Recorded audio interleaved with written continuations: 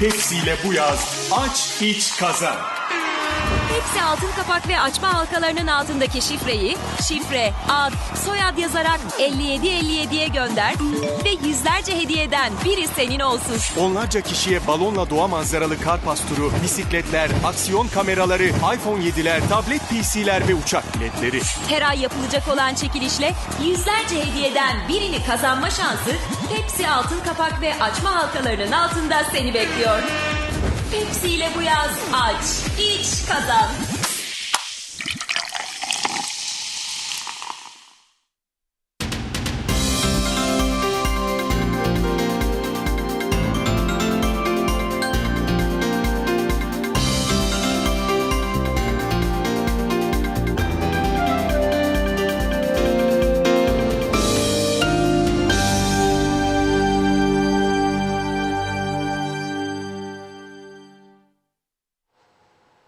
Değerli izleyenler, güne merhaba devam ediyor. Sabah saatlerinde de ifade ettiğim gibi bugünkü stüdyo konuğumuz Cumhuriyetçi Türk Partisi milletvekili ve milletvekili adayı Sayın Erkut Şahali bizimle birlikte. Ve tabii ki hemen her konuğumuza, yani parlamentodan almış olduğumuz her konuğumuza sorduğumuz soruyu Sayın Şahali'ye de soracağız. Bugüne kadar parlamentoda toplum yararına, ülke yararına neler yaptığını, bakanlık yaptıysa ki yaptı, bakanlığı döneminde nelere imza attığını ve vatandaşın neden Erkut Bey'e oy vermesi gerektiğini de kendisinden dinleyeceğiz elbette. Sizden gelecek olan soru ve görüşleri de almaya hazırız. Bu soruyu neden soruyorduk? Çünkü 4-5 yıllık parlamento döneminde hiç kürsüye çıkmamış ve hiçbir komitede görev almamış vekiller var demiştik. İşte bu nedenle bu soruyu soruyoruz her gelen konuğumuza. Zaten o kürsüye çıkmayanlar da konuk olarak gelmiyorlar. Söyleyecek bir şey yok çünkü. Hoş geldiniz. Hoş bulduk. Sayın Şahali. Tabii programın girişinde aslında ben hem bizleri izleyenlere ve dinleyenlere aktarmış olduğum soruyu hem de size aktarmış oldum. Bu soruyla başlayalım isterseniz. Bu dönemde parlamentoda olduğunuz dönem içerisinde Erkut Şahali neler yaptı? Hangi komitelerde görev yaptı veya bakanlık yaptıysanız nelere imza attık? Vatandaş size neden oy versin? Çok teşekkür ederim. Tabii öncelikle size ve izleyenlere, dinleyenlere iyi bir gün geçirmelerini dilerim. Parlamentomuzda 4,5 yıldır görev yapıyorum ve 7 Ocak'ta seçimler var. Adı erken seçim ama bize göre oldukça geç kalınmış bir seçim. Anımsayacaksınız. Biz Mart ayında bu seçimin yapılmasıyla ilgili yasal girişimimizi yapmıştık. Meclise bir öneri vermiştik.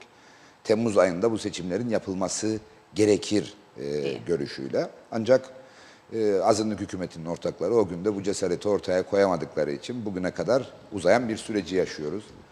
4,5 yılda tabii parlamentoda yapılması gereken yığınla iş vardı. Ben de gücümün yettiğince bu işlerin bir yerinden tutmaya gayret gösterdim. Öncelikle onu ifade edeyim. İlk günden itibaren İdari Kamu ve Sağlık İşleri, önceki ismiyle İdari ve Sosyal İşler Komitesi'nin devamlı üyesi oldum. Meclis iç tüzüğü yenilendikten sonra İdari ve Sosyal İşler Komitesi'nin adı İdari Kamu ve Sağlık İşleri Komitesi olarak değiştirildi ve sürekli olarak onun üyesi oldum. Sadece 6 aylık bakanlık dönemim boyunca komite üyeliğim söz konusu olmadı. Onun dışında komitenin sürekli üyesi oldum. Ayrıca polis terfilerinin araştırılmasıyla ilgili kurulmuş olan 2 ayrı komitede görev yaptım. 2 sefer kuruldu bu komite. Her ikisinde de görev yaptım. Özellikle 2. komite benim inisiyatifimle kurulmuş bir komiteydi. Çünkü 1. komite çalışması sırasında erişemediğimiz bazı bulgular ve delillere daha sonra erişmemiz üzerine zaten 2. komite kurulmuştu ve benim girişimimle kurulmuştu. Dolayısıyla her ikisinde de görev yaptım. Doğu Akdeniz Üniversitesi yasasının çalışıldığı geçici ve özel komitenin üyesi oldum.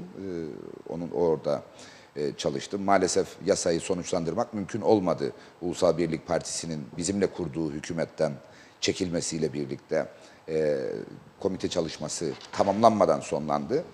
Dolayısıyla komite açısından anımsadıklarım bunlar. Tabii İdari Kamu ve Sağlık İşleri Komitesi adından da anlaşılacağı üzere kamu görevlilerini ilgilendiren tüm yasaların, sağlıkla ilgili tüm yasaların çalışma hayatıyla ilgili tüm yasaların görüşüldüğü komite, eğitimle ilgili konuların ele alındığı komite. Dolayısıyla son derece önemli bir komite. Doğrudan insan yaşamına dokunan her konunun hemen hemen görüşüldüğü komite. Bu komitenin neler başardığını sayacak olursam aklıma ilk gelen şey bu ülkede organ nakillerine imkan sağlayan yasanın yapılmış olmasıdır. Bunu son derece önemsiyorum çünkü organ transplantasyonu bekleyen yığınla hasta, özellikle böbrek hastası bu yasayla birlikte bu ülkede kendi ev konforuna çok yakın bir biçimde böbrek nakillerine imkan sağlandı ve nakil olarak yaşamını daha kaliteli bir biçimde sürdürme fırsatına erişti. Bunu son derece önemli sayıyorum.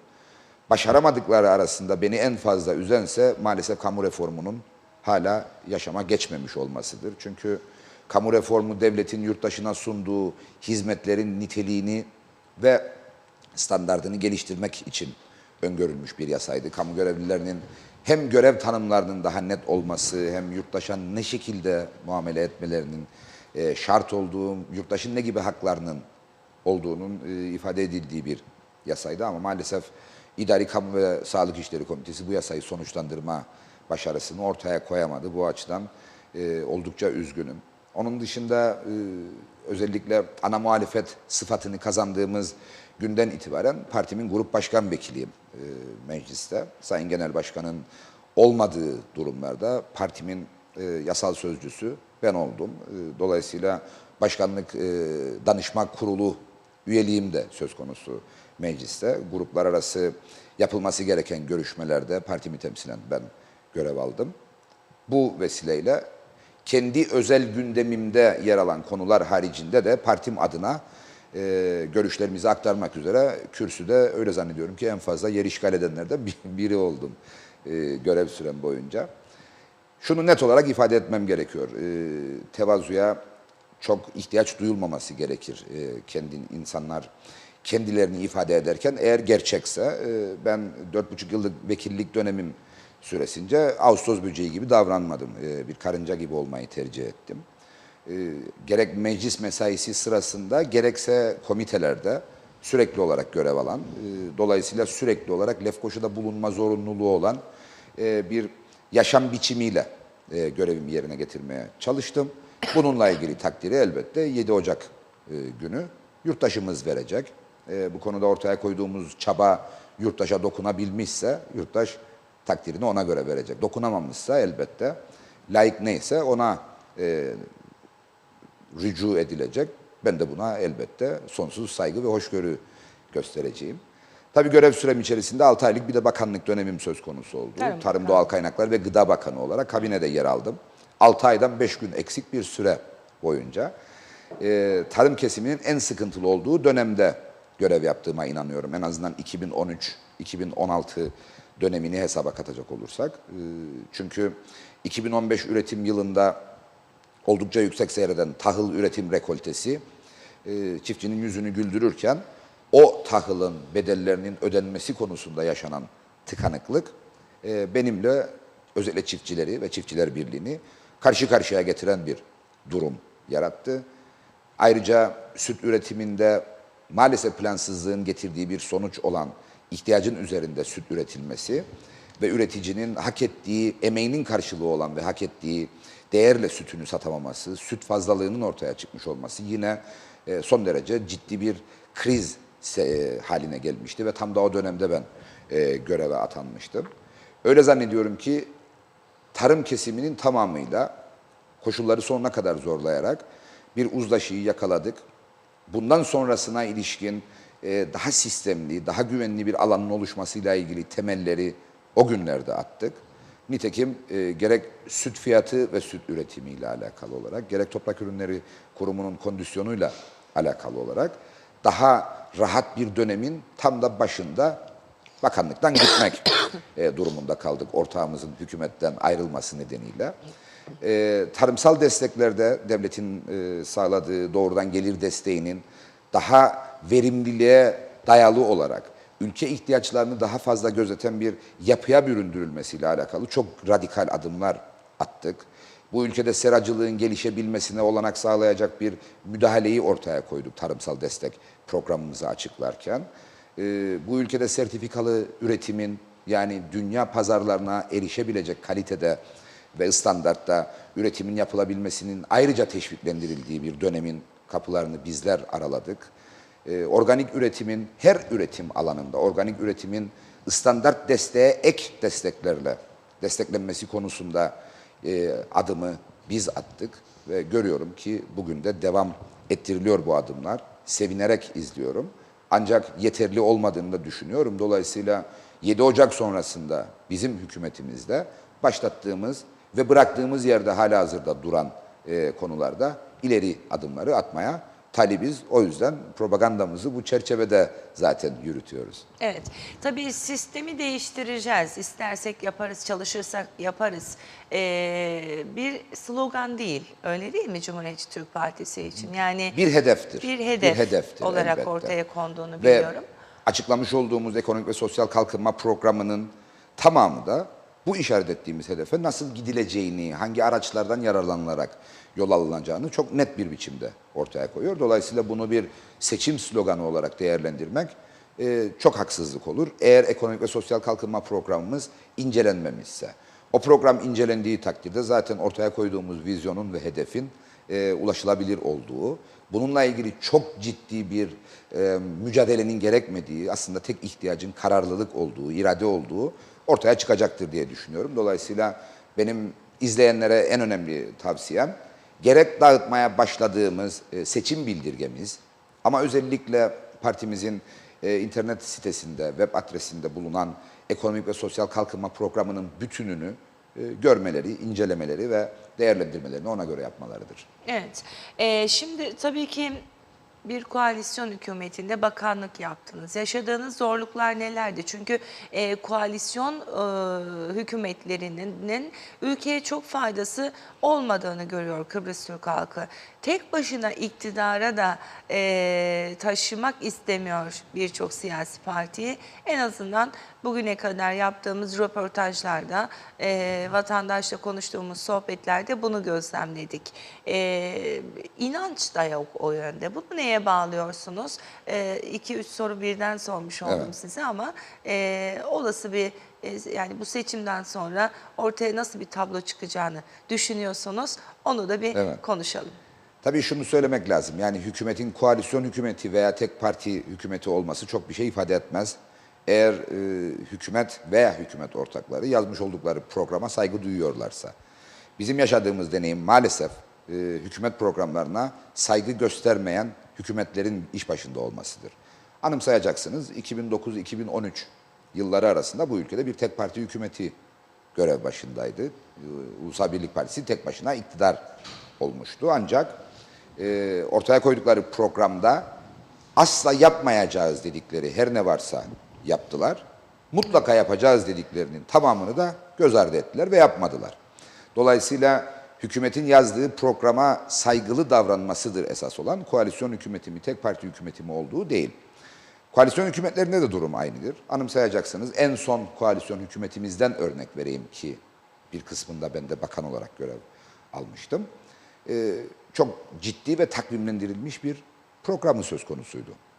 Ancak bu programa uyum konusunda özellikle Ulusal Birlik Partisi'nin herhangi bir istekliliği söz konusu değildi. Bunu nereden anlıyoruz? Niye Ulusal Birlik Partisi'ni hedef alarak bunu ifade ediyorsunuz derseniz, kendi hükümet programlarında Demokrat Parti ile birlikte yazdıkları hükümet programındaki sorumluluğu Ulusal Birlik Partisi'ndedir. Başbakanlık orada olduğu için. O programda yazdıkları 300 küsur hedefin sadece 7-8 tanesine erişmeyi başarabildiler. Bu konuda da bir gayret ortaya koymadılar. Bir istekli tavırları söz konusu değildi aslında.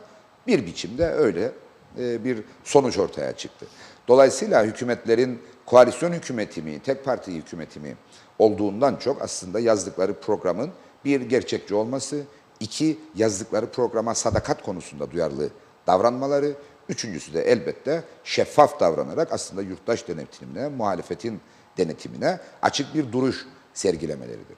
Ulusal Birlik Partisi sadece hükümet programları konusunda değil, Türkiye ile imzaladığı uluslararası anlaşmalar konusunda da uygulama istekliliğine hiçbir zaman sahip olmadı. İşte son ekonomik program 2015, 2016, 2018 ekonomik programına bakınız. Geriye dönük programlara bakınız.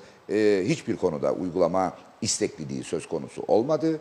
Bizim program dönemi içerisinde hükümete geldiğimiz durumlarda o programın gereklerini devletin devamlılığı esasından hareketle yerine getirme, siyasi sorumluluğunu taşımasak dahi devlet yönetiminde yer almanın gerektirdiği sorumluluğun bir gereği olarak o programın esaslarını uygulama konusunda ortaya koyduğumuz isteklilikten bu mukayeseyi yapmak da mümkündür. Dolayısıyla hükümetlerin esas görevi bir, verdikleri sözü tutmak, İkincisi tutamayacakları sözler vermemektir. Hükümet programları bir taahhüttür. O taahhüdü yerine getirme sorumluluğu da o hükümetin kurucularıdır. Dolayısıyla ben koalisyon mu, tek parti mi tercihini aslında sahip olunan iradeyle sınarım. Bir miktar da ahlakla sınarım elbette. Çünkü mükerrer biçimde yazdıklarına sadık kalmayanların hala görev talep ediyor olmaları, hala görevde olma konusunda ısrarlı olmalarını doğrusu yadırgıyorum. Cumhuriyetçi Türk Partisi açısından durum nedir diye soracak olursanız, biz kurduğumuz bütün hükümetlerde, önce şunun altını çizeyim, 43 yıllık bir kendi kendini yönetme deneyimi vardır. Kuzey Kıbrıs Türk Cumhuriyeti'nin veya Kıbrıs Türk Federe Devleti'nin çatısı altında Kıbrıs Türk halkının ve bu 43 yıllık süre içerisinde Cumhuriyetçi Türk Partisi'nin 10,5 yıllık bir hükümet dönemi söz konusudur. Hatta kesin rakamlarla 10 yıl 6 ay 22 gün. Ve bu süreçte kimi zaman küçük ortak, ağırlıklı olarak da büyük ortak olarak hükümetlerde yer aldık. İki seçim dönemi içerisinde hükümet kuran parti pozisyonunda yer aldık. Bu sürelerde yazmış olduğumuz programlara sadakat konusunda çok ciddi bir gayret içerisinde olduk. Bu gayretimiz zaman zaman hükümete dair beklentileri veya eleştirileri olan örgütlü kesimler, ki sivil toplum örgütleridir veya sendikalardır, örgütlü kesimlerle aramızda ciddi gerilimlere de yol açtı. Buna karşın devlet yönetmenin ciddi bir iş olduğu, sorumluluk gerektiren bir iş olduğu gerçeğinden hareketle biz bu konuda çok hassas davrandık, istekli davrandık. Ancak hükümetlerin, koalisyon hükümetlerinin özellikle başarı ihtimali her iki ortağın hazım kapasitesiyle sınırlıdır.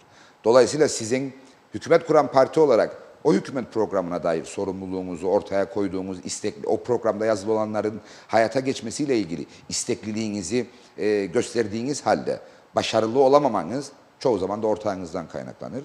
Örneğin az önce ifade ettiğim kamu reformuyla alakalı.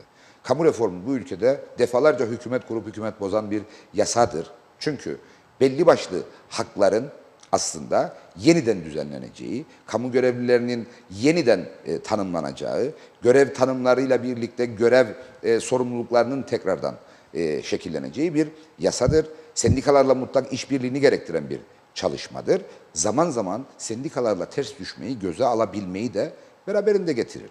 Biz bu konuda çok istekli davrandık ve diyalogdan uzak kalmadığımız sürece aslında muhataplarımızla da sürekli uzlaşarak ilerledik. Ancak bu ilerlemeye ortaklık edecek cesarete sahip hükümet ortaklarına hiç sahip olmadık. Demokrat Parti, Ulusal Birlik Partisi bu konuda hiçbir isteklilik ortaya koymadılar. Zaten isteksiz olduklarını geçmiş 20 aylık süreçte bu yasayla ilgili tek bir dakika dahi meşgul olmamalarından anlıyoruz. Kamu görevlileri yasasıyla ilgili geçmiş 20 aylık dönemde bir tek dakika dahi mesai harcanmadı. Dolayısıyla ne dediğimin anlaşılması bakımından da tipik bir gösterge olduğunu düşünüyorum.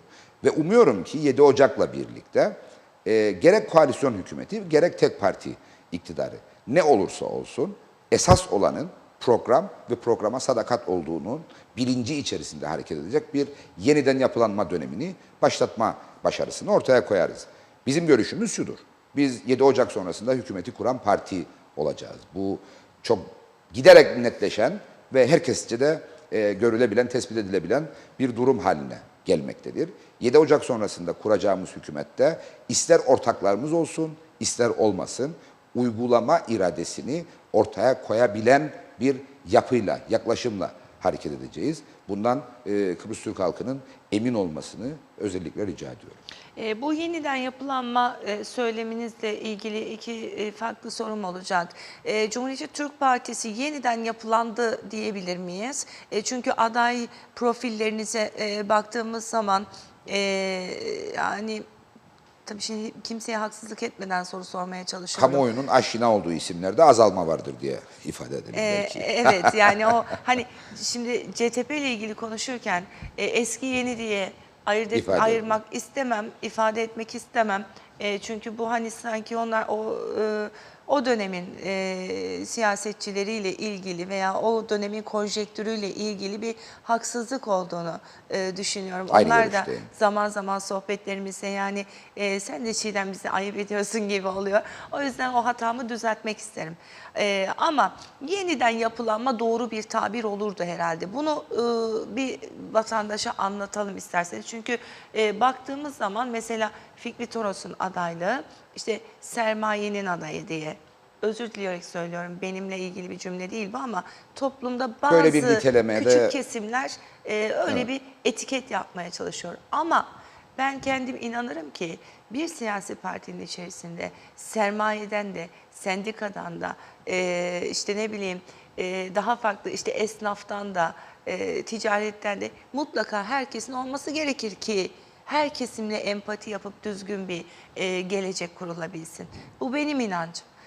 Bunu gördüm ama bunu bir açıklayalım efendim. Bu Yani çok teşekkür yeniden ederim bu yapılanmayı. konuda izah şansı verdiğiniz için. Çünkü ülkemizde maalesef siyaset çoğu zaman ana başlıklardan ibaret addedilir, sloganlardan ibaret addedilir. Ve bu sloganlarla birlikte yurttaştan oy kararını, oy doğrultusunu belirlemesini talep eder siyasetçi. Biz CTP olarak öyle bir parti hiçbir zaman olmadık. Bizim her sloganımızın altında bütünlüklü bir izah söz konusudur. Yeniden yapılanma kişiler üzerinden algılanacak bir şey olsaydı herkes yeniden defa defa yapılanırdı. Biz yeniden yapılanmayı siyaset odaklı bir mesele olarak görürüz ve evet Cumhuriyetçi Türk Partisi yeniden yapılanma sürecinde önemli mesafeler kat etti. Bu mesafeler kat edilirken simgeler değil, yani kamuoyuna mal olmuş yüzler, isimler değil, siyasettir, politikalardır yeniden yapılanan. Ekonomik ve sosyal kalkınma programımıza sürekli atıf yapmamızın sebebi de budur. Bizim dünya görüşümüze bağlı olarak, ideolojik duruşumuza bağlı olarak elbette değişmez fikirlerimiz vardır. Biz insanlar arası eşitliğin, insanlar arası adaletin, üretimin ancak insanların kalkınmasına vesile olabileceğinin hiçbir zaman dışında bir görüşü benimsemedik ve benimsemeyeceğiz. Bu bizi özümüzden uzaklaştıran bir şey olurdu. Cumhuriyetçi Türk Partisi sosyalist bir partidir. Evrensel sosyalist değerlere bağlı kalmak gibi bir yükümlülüğü vardır, bir kararı vardır. Dolayısıyla o eksenden sapmadığı sürece politikalarında elbette günün koşullarını dikkate alan değişiklikler yapmalı ve yaptığı değişikliklerin tamamı bir, uygulanabilir olmalı. İkincisi, bu uygulamanın fizibilitesi yani verimlilik analizinin de yapılmış olmasına ihtiyaç vardır. Gerek parasal gerek sosyal anlamda o uygulamayla birlikte nasıl bir dönüşümün ortaya çıkacağının net olarak izah edilmiş olmasına ihtiyaç vardır. Ekonomik ve sosyal kalkınma programımız tam da bunu söylüyor. Şimdi kamuoyunun aşina olduğu isimlerin aday listelerimizde azalmış olmasıyla ilgili bir değerlendirme olarak görüyorum ben sorduğunuz soruyu. O nedenle eski yeni değerlendirmesinin rencide edici bir değerlendirme olduğuna katılıyorum. Eski kategorisinde kimler yer alır diye sorarsanız ben kendimi ayırmam örneğin. Bir dönem milletvekilliği yapmış, partimde uzun müddet farklı konumlarda yönetici sorumluluğu üstlenmiş birisi olarak kendimi yeni addedecek değilim. Dolayısıyla yeniden anlaşılması gereken, bugüne hitap kabiliyeti olan, bugünün ihtiyaçlarını okuyabilen, bu ihtiyaçlara doğru çözümler önerebilen, üretebilen kişilerdir ki biz bu bağlamda Cumhuriyetçi Türk Partilerin tamamı kendimizi yeni olarak addederiz. Eski nedir? Eski aslında bugüne dair fikri olmayan, dünle birlikte yaşamayı tercih eden ve kendiyle görüşler bağlamında çelişenlerin de aslında yararlı olmadığına ilişkin peşin hükümlere sahip olanları anlamak gerekir diye düşünüyorum. Dolayısıyla Cumhuriyetçi Türk Partisi içerisinde eski ve yeni diye bir şey yoktur. Halka dair görüşü olan, halkın bugününü anlayabilen ve bu anladıklarıyla birlikte yeni şeyler, yarına dair şeyler söyleyebilenler daha doğru olur diye düşünüyorum. O bağlamda elbette siyasette İmajlar da son derece önemlidir. Yani kamuoyunun aşina olduğu isimlerin listelerimizde azalmış olması bir avantajmış gibi görülse de aslında biz o kadrolarla sürekli bir aradayız. Dolayısıyla bunun bir avantaj olmadığını düşünüyoruz. Bunun bir zenginlik olduğunu değerlendiriyoruz. Siyasette bilirsiniz sürekli bulunan konumlar zaman zaman belli başlı tutucu tavırlara veya tutucu sonuçlara da yol açabilir. Dolayısıyla bunu bir devinim olarak, yaşam dinamiğiyle birlikte devam eden bir dönüşüm olarak değerlendirmek, bir yer değiştirme olarak değerlendirmek çok daha doğrudur. Asıl olan sahip olunan insan kaynağının kendi kapasiteleri çerçevesinde maksimum düzeyde kullanılmasıdır. Dolayısıyla bugün için milletvekili olanların yarın mutlaka milletvekili olması, milletvekili olmadığı takdirde ortaya koyacağı çabanın ve katkının eksileceğine ilişkin bir düşünceyi doğru bulmayız doğrusu. O nedenle bugün bu pozisyonda, yarın bir başka pozisyonda ama odağında insan, odağında halk, odağında bu ülkenin refahı, huzuru olduğu sürece her bir CTP'linin aslında topluma hizmette sınırı yoktur diye düşünüyorum. O yüzden simgeler üzerinden, isimler üzerinden değişimi veya yeniden yapılanmayı izah etmek eksik bir izah kalır. Evet, doğru olmaz diyorsunuz. Ekonomik ve sosyal kalkınma, yapılanma Ekonomik ve Sosyal Kalkınma programı. Bu Kuzey Kıbrıs Türk Cumhuriyeti için bir devinim, dönüşüm müdür? Elbette. Yani bunu mu anlamamız lazım? Elbette. Yani özce neyi anlatıyoruz biz? Odağında üretim olan bir programdır bu. Her alanda üretim. Sadece işte paraya dönen, paraya dönüşebilecek, dolayısıyla ekonomiye katkı sağlayacak olan şeylerin üretilmesi anlamında değil. Program üretilmesi, proje üretilmesi, bu ülkede topyekün bir dönüşümün, kalkınmanın gerçekleştirilebilmesi için ne gerekiyorsa onların üretilmesidir sözünü ettiğimiz şey. Elbette mal ve hizmet üretimi, bunların paraya dönüşmesi, bu dönüşümden elde edilecek gelirin toplumda adil bir biçimde bölüşülmesi ve topyekün bir kalkınmanın sağlanabilmesi fikrimizin esasıdır. Ama bununla birlikte bu ülkenin altyapısının geliştirilmesi, bu ülkedeki eğitim niteliğinin artırılması, bu ülkede ulaşım ve hizmet kalitesinin artırılmasıyla alakalı projelerin üretilmesi, bu ülkenin yarına hazırlanması, dünyayla entegre olabilecek rekabet gücüne kavuşmasıyla ilgili projelerin hazırlanması ve uygulanması tamamı üretimle ifade edilmektedir. Üretimin sonucunda nedir doğacak olan? Üretimin sonucunda aslında ekonomik ve sosyal kalkınmadır ortaya çıkacak olan, yurttaşın daha mutlu, yaşamdan daha çok haz alan bir noktaya gelebilmesidir bizim açımızdan ve bununla birlikte sahip olunan tüm kaynakların adil bölüşüldüğü. Biz adil bölüşümün yaşanmadığı her dönemde toplumsal morali dibe vurmuş bir halkız Kuzey Kıbrıs Türk Cumhuriyeti'nde. Dolayısıyla o adil bölüşümün, yani sahip olduğumuz tüm kaynakların her bir bireye eşit biçimde ulaştığı, yürürlükte bulunan mevzuatın her bir bireye aynı şekilde uygulandığı, dolayısıyla kimsenin bir diğerinden daha dezavantajlı biçimde kendini hissetmeyeceği bir düzenin sağlanmasıdır bizim açımızdan asıl olan ve günün sonunda haysiyeti yüksek, haysiyetine düşkün ve haysiyetiyle saygı uyandıran bir toplumun ortaya çıkması. Biz maalesef bu konuda ciddi anlamda hırpalandık ve rencide edildik. Sürekli olarak yapılan telkin ne oldu? Kıbrıs Türkler başaramaz. Kıbrıs Türklerden bir şey olmaz.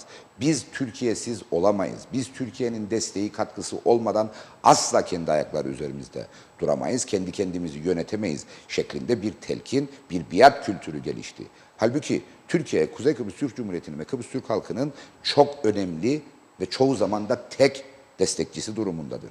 Ama Kıbrıs Türk halkının Türkiye ile birlikte, Türkiye'nin sağladıklarıyla birlikte kendi kendine yeten, kendi kendini yöneten bir noktada durması hem bugün için hem de gelecek için son derece önemli ve vazgeçilemez bir durumdur. O nedenle haysiyetini koruyan ve haysiyetiyle birlikte yarına yürüyen bir toplumun yeniden tesisine ihtiyaç vardır. Bakınız Türkiye Cumhuriyeti'nin sağladığı yardımlar ve proje bazlı destekler hiçbir şekilde kullanılamıyor. Geçmişte bu yardımlar ve destekler kontrolsüz bir biçimde, şartsız, şurtsuz ve siyaseten istismar edilebilecek bir yöntemle ülkeye ulaşıyordu. Bu ülkenin hiçbir ihtiyacına yanıt vermez halde bir duruma yol açıyordu. Neden? Çünkü hükümet partisi ki 30 yıllık süreçte Ulusal Birlik Partisi çoğu zaman da tek başına hükümetteydi. Ulusal Birlik Partisi bunları kendi siyasi avantajlarını geliştirmek veya pekiştirmek amaçlı olarak kullanıyordu. Ve bu ülkede hiçbir yapısal dönüşüme imza atmıyordu. Örneğin şu anda seçim reklamlarına bakıyorum. Reklam olarak nitelendirmek zorundayım. 5 tane yeni devlet hastanesi yapacaklarını söylüyorlar. Ulusal Birlik Partisi'nin geçmişinde bir tek hastane inşası söz konusu değildir örneğin. 5 tane yapacaklar mı? Keşke yapsalar. Türkiye'nin sağladığı katkıyla mı yapacaklar? Keşke yapsalar. Ama o zaman da 20 aylık hükümet dönemlerinde Türkiye Cumhuriyeti'nin sağladığı yaklaşık olarak 1 milyar liranın ne olduğuna bakarım. Hiçbir şey olmadığını görürüm. 70-80 milyonluk bir yatırım veyahut gider söz konusu oldu. %10 düzeyi bile tutturulamamış. Dolayısıyla Ulusal Birlik Partisi'ni bu anlamda hiçbir biçimde samimi bulmam ve ortaya koydukları argümanları da tamamen seçmeni aldatmaya dönük bildik argümanlar olduğunu söylerim. Bildik reklam kokan sözler olduğunu söylerim. Çünkü geçmişe dönük bakmak lazım. Hastane konusunu açtık madem ki. Cumhuriyet Türk Partisi'nin geçmişinde yığınla hastane ve sağlık ocağı inşaatı var. Örneğin Gazi Mausa Devlet Hastanesi partimizin hükümet döneminde inşa edilmiş bir hastanedir. Ayaktan tanı merkezi hastane kadar büyük bir tesis yine bizim dönemimizde inşa edilmiştir. Onkoloji Hastanesi'nin kurdelesini kesmek harici tamamı bize ait bir yapıdır. Güzelyurt Devlet Hastanesi'nin temel atma aşamasına kadar gereken tüm süreçleri tarafımızdan tamamlanmıştır. Dolayısıyla bu gerçekler dururken bugün bu konuda hiçbir referansı olmayan, uzun yönetim süreçleri boyunca hiçbir referansı olmayanların ortaya koyduğu argümanların inandırıcı olması mümkün değildir. Bu çerçevede konuya bakmak ve ona göre bir değerlendirme yapmak gerekir diye düşünüyorum. Şimdi ekonomik ve sosyal kalkınma programımız az önce de ifade ettim. Hayatın her alanına dokunan, her alanla ilgili başka bir düzenin, başka bir durumun önermesini yapan bir programdır. Odağında elbette ekonomi vardır ama ekonomiyle birlikte bu ülkedeki tüm standartların, yönetsel standartların, sosyal standartların, altyapıya ilişkin standartların geliştirilmesi, dünyayla uyumlu hale getirilmesi ve günün sonunda çözüm noktasında, sorunların çözümü noktasında, Kıbrıs sorununun çözümü noktasında Kıbrıs Türk halkını kendini güvende hissedeceği, morali yüksek bir noktaya taşımak vardır. Bunu ifade etmek gerekir diye düşünüyorum. Evet, bu ekonomik ve sosyal kalkınma programına göre eşitlik ve adil düzen anladığım kadarıyla. Sağlığa değindiniz, eğitimde eşitliği nasıl sağlamayı planlıyorsunuz? Şimdi eğitim konusunda tabii ülkede yıllardır devam eden bir tartışma söz konusu. Eğitim süresi bugünün dünyasında ihtiyaç duyulan eğitim standardının sağlanmasına elverişli midir, değil midir? Sürekli olarak işte tam gün eğitim argümanı dile gelmekte.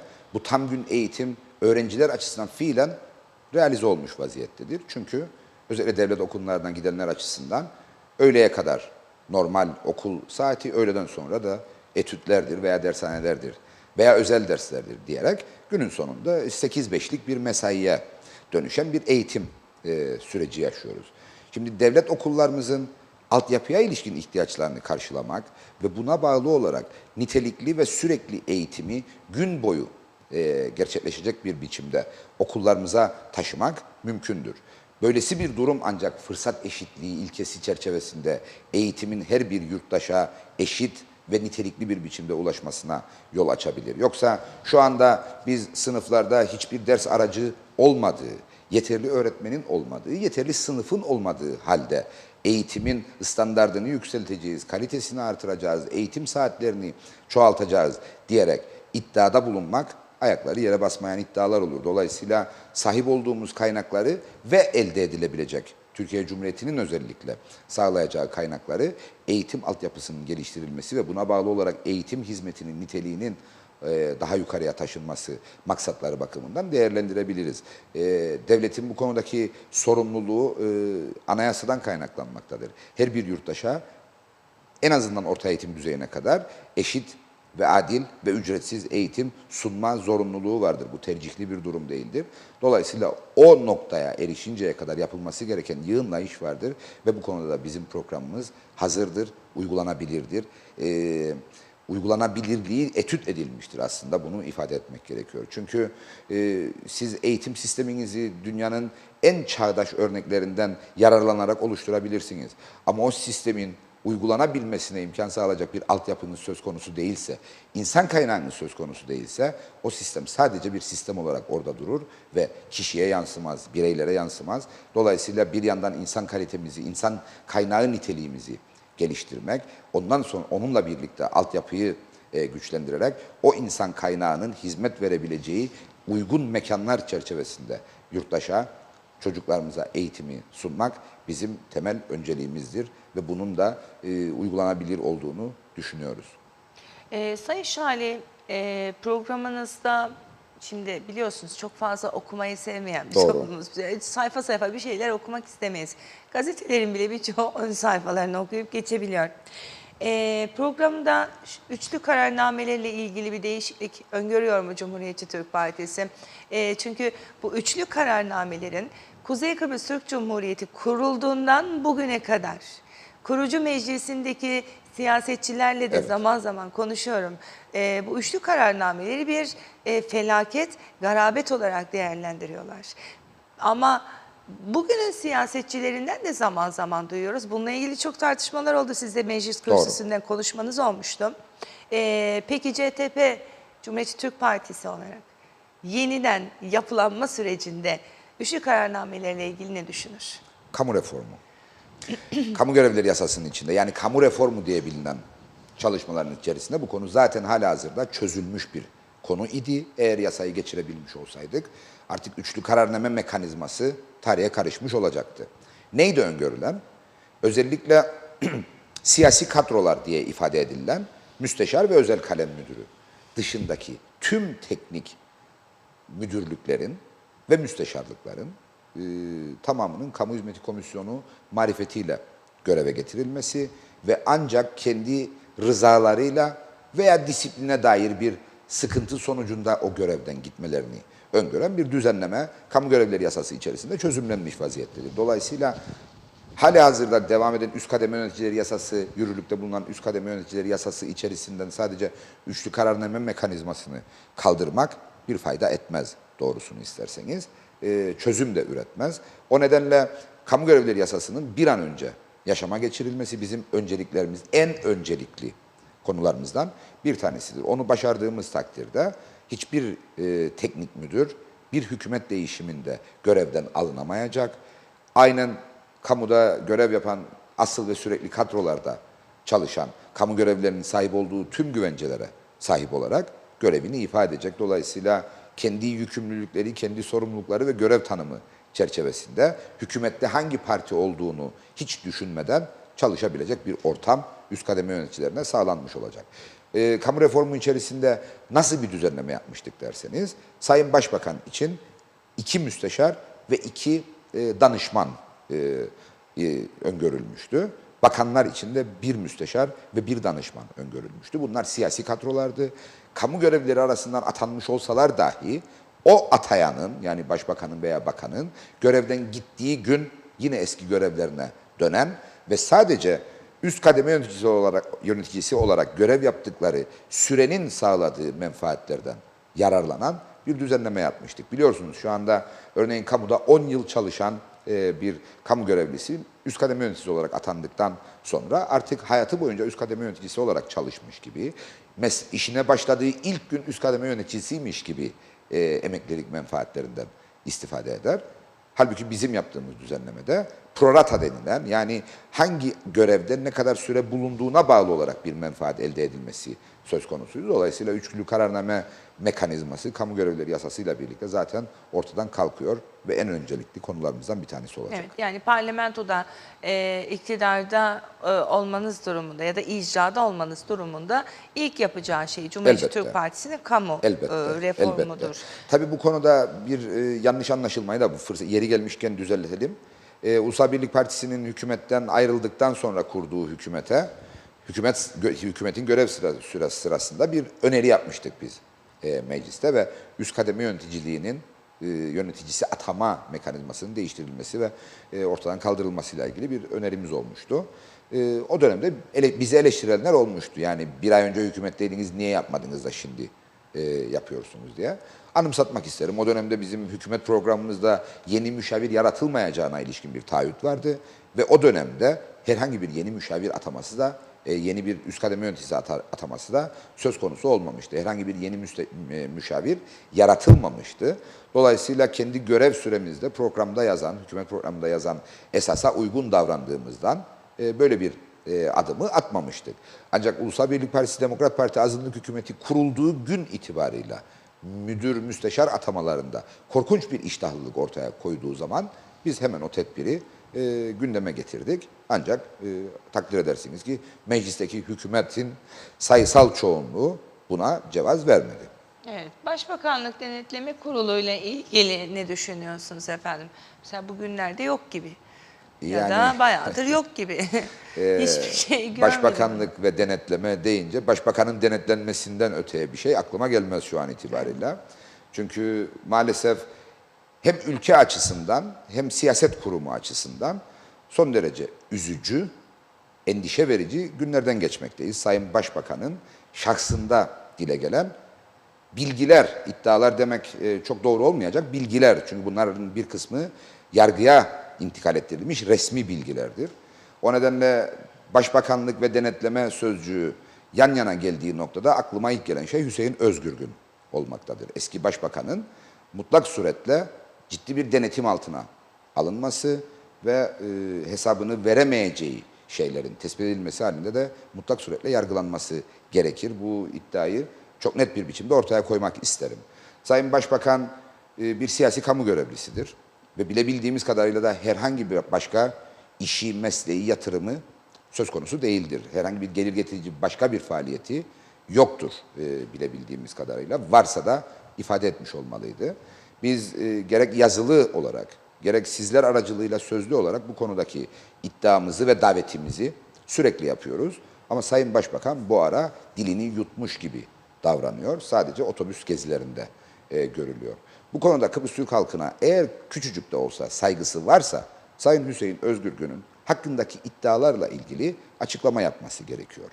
Bunu yapmak yerine örneğin geçtiğimiz gün yaptığı tuhaf açıklamaları yaparak gündem değiştirmeye çalışıyor. Örneğin Sayın Genel Başkanımıza adaylarıyla birlikte seçimden çekilme çağrısı yapmıştı.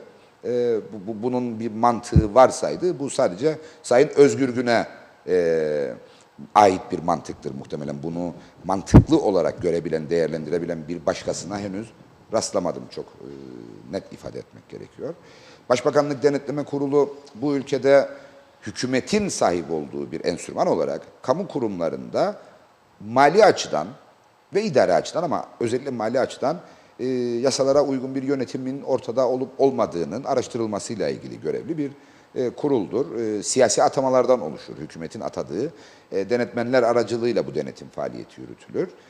Ancak bu ülkede özellikle mali açıdan en önemli denetim organı Sayıştay'dır.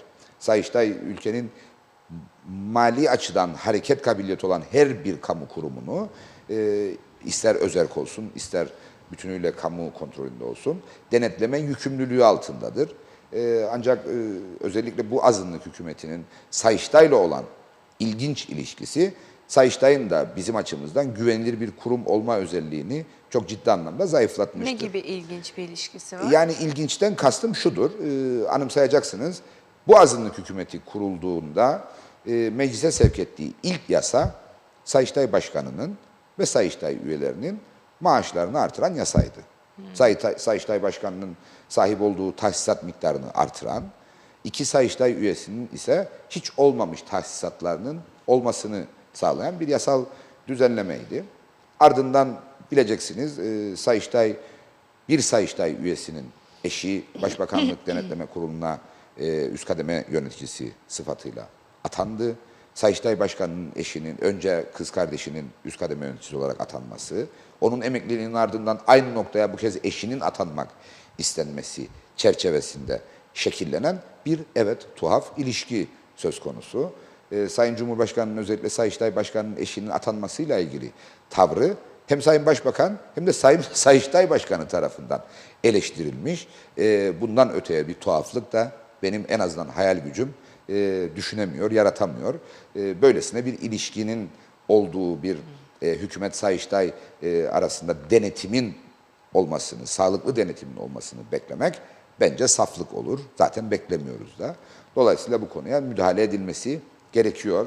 Herkesin anayasal sorumluluğu çerçevesinde hareket etmek gibi bir yükümlülüğü vardır. Sayın Başbakan'ın sadece banka hesaplarında cereyan etmiş ve kendi özel meseleleri ile ilgili olarak kamuoyuna yansımış durum gerçekten izaha muhtaç bir durumdur. Çünkü Sayın Başbakan bu ülkenin yönetiminden sorumludur. Bir yönetimin yurttaşına güven telkin etmesi gerekir. Yurttaşın ona güven duyması gerekir. Ve bu güveni sağlamakla ilgili de şeffaflık esastır. Eğer eski başbakan Sayın Özgür Gün'e ısrarla soruluyorsa mali olarak sahip olduğumuz varlığın kaynağı nedir? Geçmişte sahip olduklarınızla mukayesesini yapar mısınız? Bunu bir yasal zorunluluk olarak telakki etmesi kabul edilemez. Bu bir yasal zorunluluk değil, bu bir ahlaki sorumluluktur. Dolayısıyla eğer bu ahlaki sorumluluğu bir miktar olsun kendi içerisinde taşıyorsa herhangi bir yasal zorlamaya ve kovuşturmaya ihtiyaç duymaksızın hemen şimdi bugün geçmişte sahip olduğu, örneğin 2013 yılında meclise sunmuş olduğu servet beyanıyla bugünkünü karşılaştırmalı olarak kamuoyuna açıklamak durumundadır. Eğer bir fark varsa bu farkın da sebeplerini izah Nereden durumundadır. kaynaklandı? Eğer yapmıyorsa gerçekten ortada çok fahiş bir durum, haksız bir durum vardır demek gerekir. Peki hükümetin atadığı Başbakanlık Denetleme Kurulu çalışanları veya üyeleri ne isim veriliyorsa hükümeti nasıl denetleyecek? Yani burada da bir değişim düşünüyor mu Cumhuriyetçi Türk Partisi? Yani Sayıştaylık da aynı şekilde. Yani Sayıştay Başkanı da hükümetler atıyor. Sonra gel bizi denetle diyor. Bunun gibi işte dediğiniz gibi birdenbire maaş artışı veya ekstra gelir sağlayabilecek bir takım istisnalar söz konusu olabiliyor. Yasallaşabiliyor. Nasıl denetleyici? Ben mesela ben olsam denetlemem. Evet. Yani denetleyemem daha doğrusu. Şimdi şöyle bir şey, Sayıştay anayasada ifade edilmiş bir bağımsız kurumdur. Sayıştay başkan ve üyeleri meclis tarafından atanır, hükümet tarafından atanmaz. Dolayısıyla denetim yetkileri anayasanın emirleri çerçevesinde halk adına ve halkın meclisinin, halkın vekillerinin verdiği görev çerçevesinde yürütülür. Dolayısıyla Sayıştay'ı her ne kadar da itibarını zedeleyen bir tavır söz konusu olsa da yönetim anlamında şu anda bir ayrı bir yere koymak lazım. Anayasanın ifade ettiği saygın bir kurumdur. Kurumu, Çünkü. evet. Ona o saygınlığı kazandırmak elbette o kurumu yönetenlerin birinci derecede sorumluluğudur ama o saygınlığı duymak ve talep etmek de bizlerin, her birimizin birer yurttaş olarak görevidir.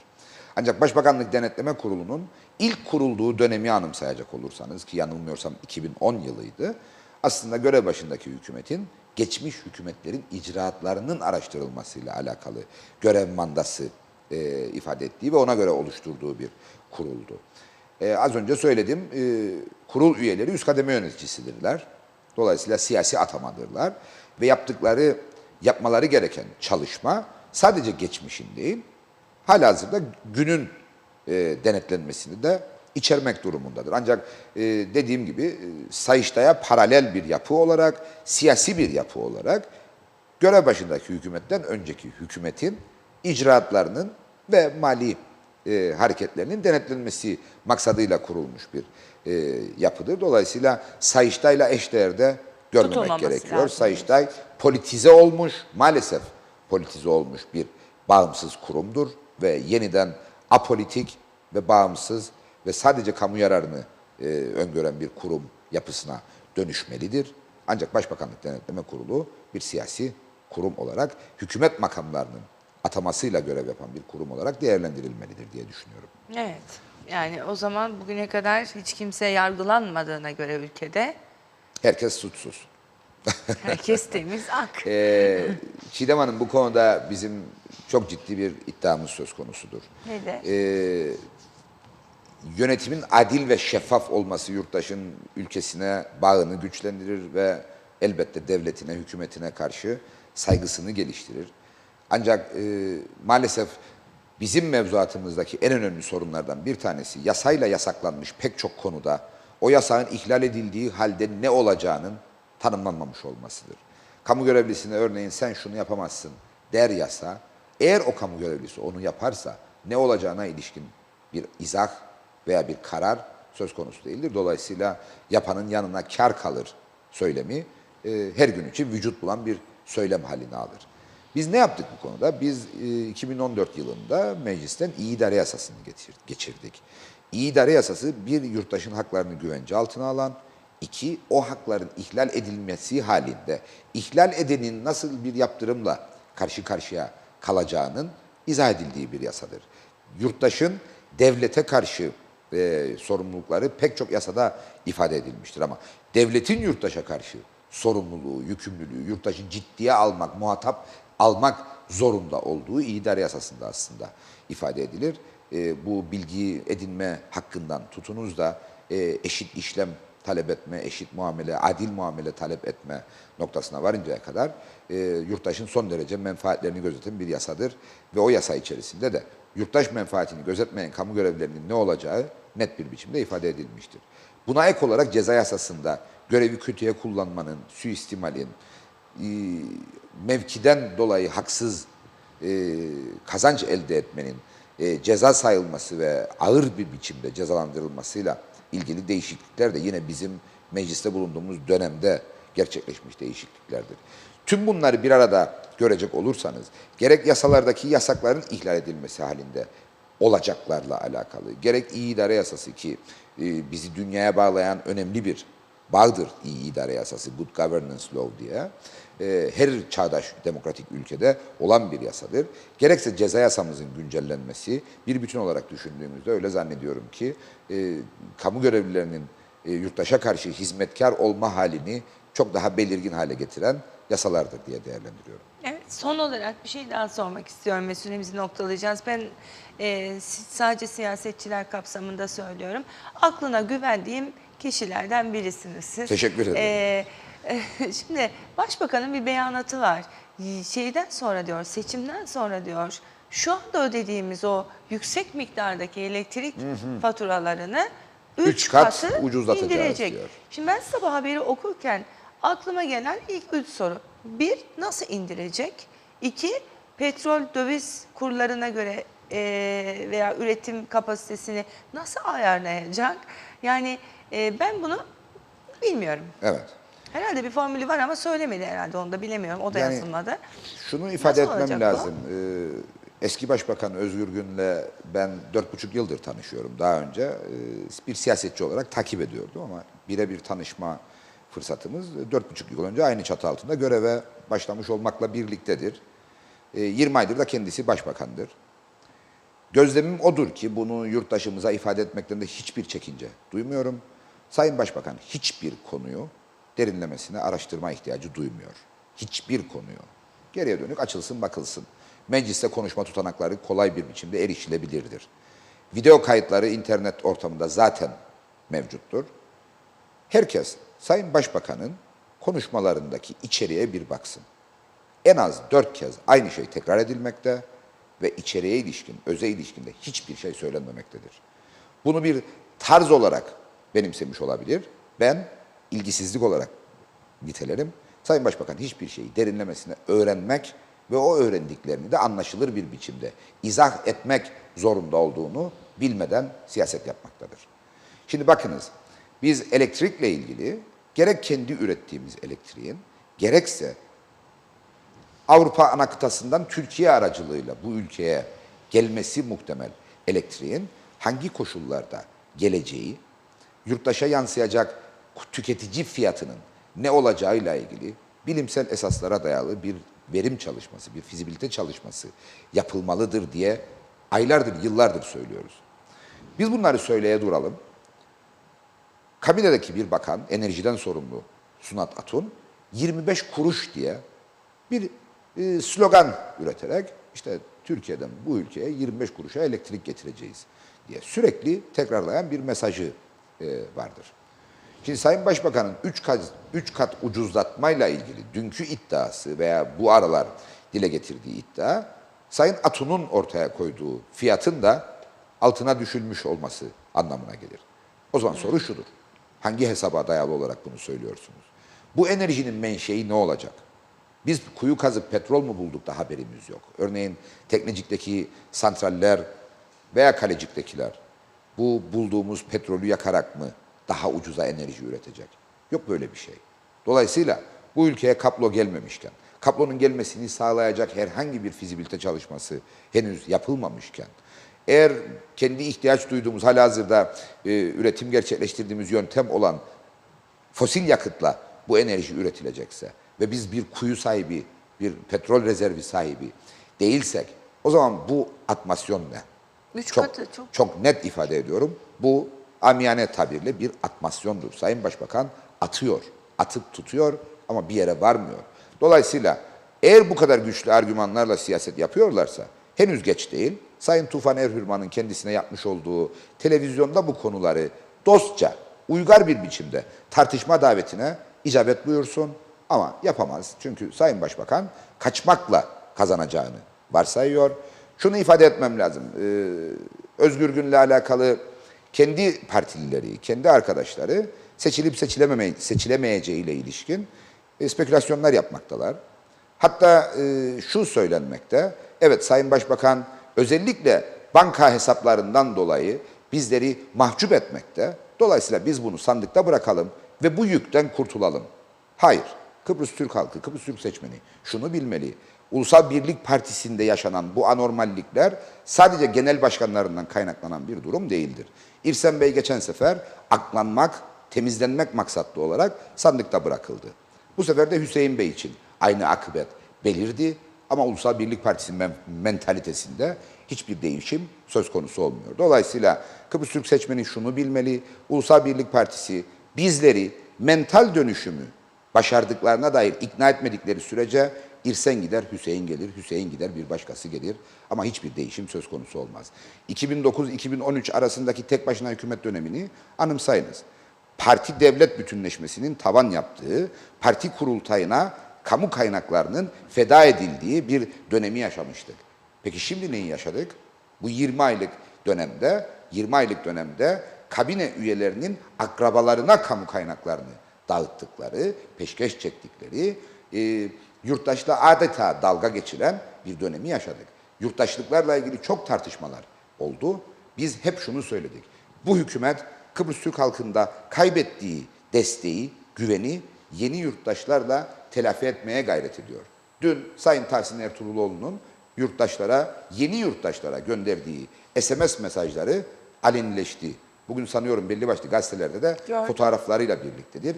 Yeni aldığınız yurttaşlığınız hayırlı olsun diye SMS gönderiyor. Kim gönderiyor? Ulusal Birlik Partisi milletvekili adayı Tahsin Ertuğruloğlu. Böyle bir şey olabilir mi? Bir insanın yurttaşlığının hayırlı olmasıyla ilgili mesajı siz bir seçim propaganda malzemesine dönüştürerek o insanı bir oydan ibaret gördüğünüzü, bir birey olarak görmediğinizi bu kadar fütursuzca ilan eder misiniz Allah aşkına? Bunlar utanç verici şeyler ve maalesef onlarla aynı şeyi yapıyor olmak, onlarla birlikte siyasetçi kimliğini taşıyor olmak zaman zaman bana ciddi anlamda ağırlık vermektedir. Kimse kusura bakmasın.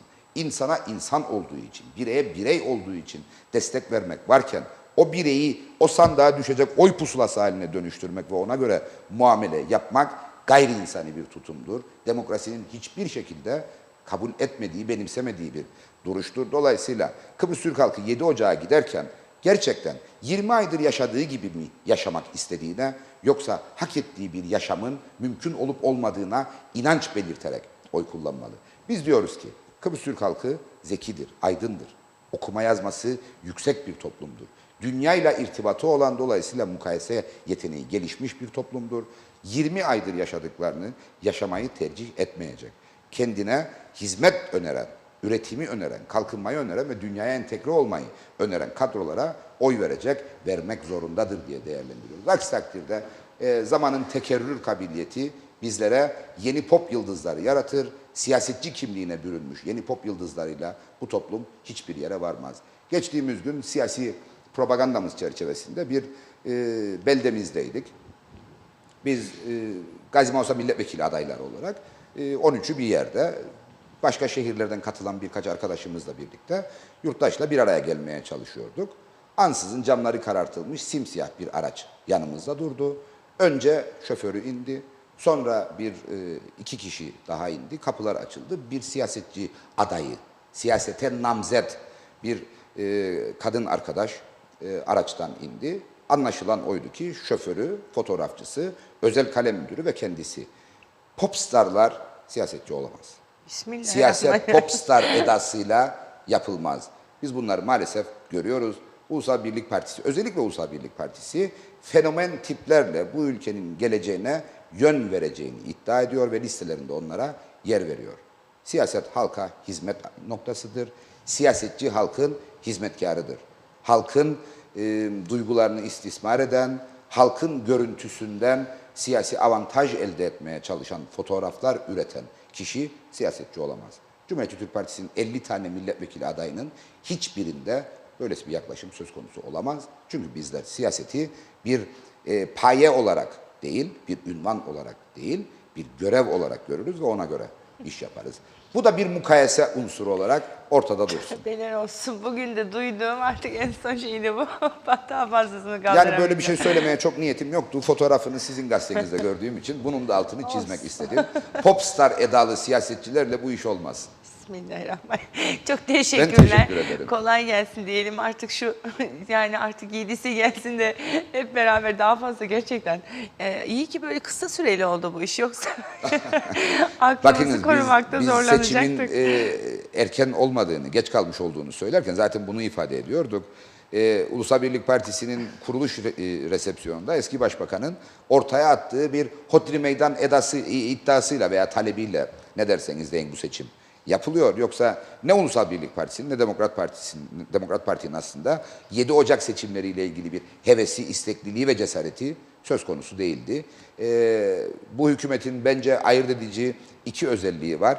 Yalan da olsa hoşuma gidiyor söyle dedirtmek için çalışan ve bir diğeri de bir yemin ettim dönemem şeklinde sürüklenerek seçime giden halleridir aslında geçerli olan. Evet, çok teşekkürler Ben teşekkür Sayın ederim. Şahali.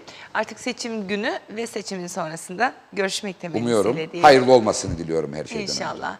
Değerli izleyenler, bugün için birlikteliğimizi burada noktalıyoruz. Stüdyo konuğumuz Cumhuriyetçi Türk Partisi milletvekili ve milletvekili adayı Sayın Erkut Şahali'ydi.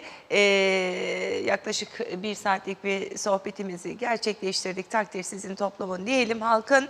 Bu kez ama lütfen elinizi çocuklarınız için vicdanınıza koyarak oy kullanın diyorum. Görüşmek temennisiyle, hoşçakalın.